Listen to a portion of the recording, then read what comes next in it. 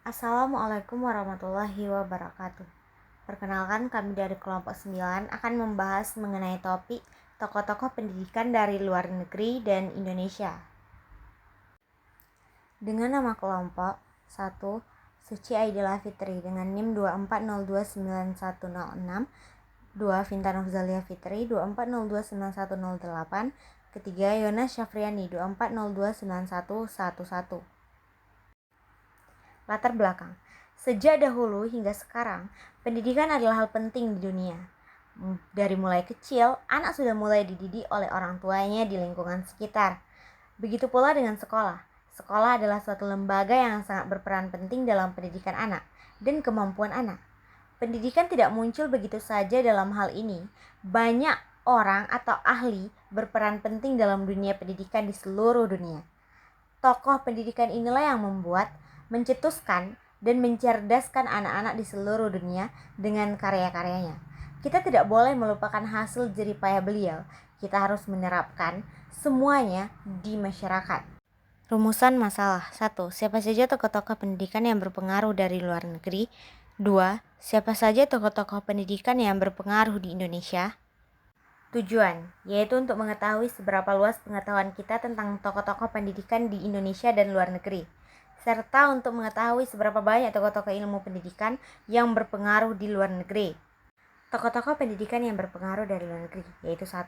Johann Reierins Pestalozzi pada tahun 1746 sampai 1827. Johann Reierins Pestalozzi merupakan seorang pendidik asal Swiss yang dikenal sebagai pelopor pendidikan dasar modern. Ia lahir di Zurich dan memiliki masa kecil yang penuh tantangan, termasuk kehilangan ayah dan kondisi kesehatan yang lemah. Ketertarikannya terhadap dunia pendidikan tumbuh dari keinginannya untuk membantu rakyat miskin yang tertindas. Pestalozzi meyakini bahwa pendidikan harus dimulai dari kasih sayang seorang ibu, dilanjutkan dengan peran guru, dan tidak boleh bergantung pada metode menghafal semata. Ia mengembangkan metode pendidikan yang menekankan pentingnya pengalaman langsung, penggunaan panca indera, dan pengembangan moral serta spiritual anak. Menurut Pestalozzi, pendidikan sebaiknya mengembangkan 3 aspek utama: akal, hati, dan tubuh. Ia juga menekankan peran orang tua sebagai guru pertama di rumah dan percaya bahwa semua anak, tanpa memandang latar belakang sosial, berhak mendapatkan pendidikan berkualitas. Gagasannya banyak memengaruhi sistem pendidikan modern dan tokoh-tokoh lain seperti Maria Montessori. Maria Montessori adalah seorang dokter, ilmuwan, dan pendidik asal Italia yang dikenal luas berkat metode pendidikan Montessori yang ia kembangkan. Montessori awalnya seorang dokter dan menjadi salah satu perempuan pertama yang lulus dari Fakultas Kedokteran di Italia. Pengalaman awalnya dalam menangani anak-anak berkebutuhan khusus membawanya pada pengembangan metode pendidikan yang lebih humanistik dan sesuai dengan perkembangan anak. Metode Montessori berlandaskan pada prinsip bahwa anak-anak memiliki kemampuan untuk belajar secara mandiri jika berada di lingkungan yang terstruktur namun memberi kebebasan. Ia menciptakan lingkungan belajar yang dirancang khusus, lengkap dengan alat bantu konkret yang dapat dieksplorasi oleh anak-anak. Dalam pandangannya, guru bukanlah pusat dari kegiatan belajar, melainkan fasilitator dan pengamat. Montessori juga mengidentifikasi 4 tahap perkembangan anak dari usia 0 hingga 24 tahun dengan karakteristik dan kebutuhan belajar yang berbeda. Metodenya kini telah digunakan di ribuan sekolah di seluruh dunia dan terbukti efektif dalam mendorong kemandirian, kreativitas, dan rasa tanggung jawab pada anak. Pengaruh Montessori begitu luas sehingga ia dinobatkan sebagai salah satu tokoh wanita paling berpengaruh oleh majalah Time. Tokoh-tokoh pendidikan yang berpengaruh dari Indonesia, yaitu 1. Ki Hajar Dewantara. Ki Hajar Dewantara adalah pelopor pendidikan nasional Indonesia. Lahir sebagai Raden Maswewardi Sojoningrat, beliau berasal dari keluarga bangsawan Keraton Yogyakarta, namun sangat dekat dengan rakyat. Setelah aktif dalam pergerakan politik dan diasingkan ke Belanda, beliau mendalami pendidikan dan mendirikan perguruan taman siswa saat kembali ke tanah air. Taman Siswa adalah lembaga pendidikan pertama yang memberikan pendidikan bagi rakyat Indonesia tanpa memandang status sosial. Filosofi pendidikan yang ia bangun dikenal sebagai trilogi pendidikan. Ingar Sasung Tolodo menjadi teladan di depan, Ing Madya Mangunkarsa membangun semangat di tengah, dan Tutwuri Handayani memberi dorongan dari belakang.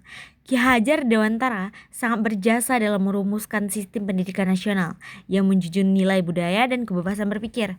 Berikut foto yang terlampir Ki Hajar Dewantara dengan lahir Yogyakarta 2 Mei 1889 dan wafat di Yogyakarta 28 April 1959. Kedua, Ki Haji Ahmad Dahlan. Berikut foto beliau.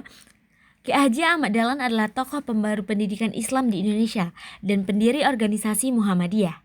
Ia memperjuangkan integrasi antara ilmu agama dan ilmu umum dalam sistem pendidikan. Melalui Muhammadiyah, ia mendirikan sekolah-sekolah yang menggunakan kurikulum modern, sistem klasikal, dan tahun ajaran yang jelas. Beliau percaya bahwa pendidikan adalah kunci kemajuan umat, dan karena itu ia menekankan pentingnya kualitas kurikulum, metode pembelajaran, dan tenaga pendidik. Ia juga sangat fokus pada pendidikan moral dan karakter agar siswa tidak hanya berilmu, tapi juga berakhlak mulia. Kontribusinya menjadikan Muhammadiyah sebagai salah satu pelopor pendidikan modern di Indonesia. Ketiga, Muhammad Syafi'i. Muhammad Syafi'i adalah pendiri INS Kayu Tanam, sebuah sekolah bersejarah di Sumatera Barat. Ia percaya bahwa pendidikan harus menyatu dengan kehidupan rakyat dan mengembangkan potensi lokal. Sekolah yang ia dirikan memadukan pelajaran akademik dengan keterampilan hidup seperti seni, kerajinan tangan, dan pertanian. Syafi'i juga dikenal karena pendekatannya yang berani dan visioner dalam pendidikan. Ia menolak sistem pendidikan kolonial yang kaku dan menggantikannya dengan sistem yang lebih sesuai dengan kondisi Indonesia. INS menjadi contoh nyata pendidikan yang membebaskan dan mengembangkan karakter bangsa. Tersebut dilampirkan foto dari Muhammad Syafi'i. Keempat, Rahma El Yunusyah. Rahma El Yunusyah adalah tokoh perempuan pejuang pendidikan Islam yang mendirikan Diniyah Putri, sekolah agama khusus perempuan pertama di Indonesia. Ia memiliki semangat reformis dan mendorong pentingnya pendidikan bagi perempuan di tengah budaya patriarkal. Diniyah Putri menjadi pelopor pendidikan yang mengintegrasikan ilmu agama, keterampilan hidup, dan kepemimpinan perempuan. Rahma juga aktif dalam perjuangan kemerdekaan, mendirikan perbekalan TKR, dan menjadi anggota DPR dari Partai Masyumi. Kontribusinya dalam dunia pendidikan diakui internasional dengan penganugerahan gelar Syekhah oleh Universitas Al-Azhar.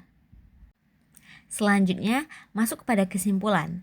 Tokoh-tokoh pendidikan dari luar negeri seperti Pestalozzi dan Montessori telah memberikan dasar-dasar pendidikan yang berfokus pada kasih sayang, perkembangan anak, dan metode ilmiah. Sementara itu, tokoh-tokoh Indonesia seperti Ki Hajar Dewantara, Ki Haji Ahmad Dahlan, Muhammad Syafi'i, dan Rahma El Yunusyah memberikan sentuhan lokal dalam pengembangan pendidikan yang inklusif, nasionalis, dan berbasis nilai-nilai keislaman dan kebudayaan Indonesia. Pemikiran dan perjuangan mereka layak dikenang dan diimplementasikan dalam pendidikan masa kini. Apakah ada pertanyaan? Jika rekan-rekan sekalian memiliki hal kurang mengerti dari pembahasan kami, rekan-rekan bisa bertanya pada diskusi yang ada di Smile dan grup chat mata kuliah dasar-dasar ilmu pendidikan.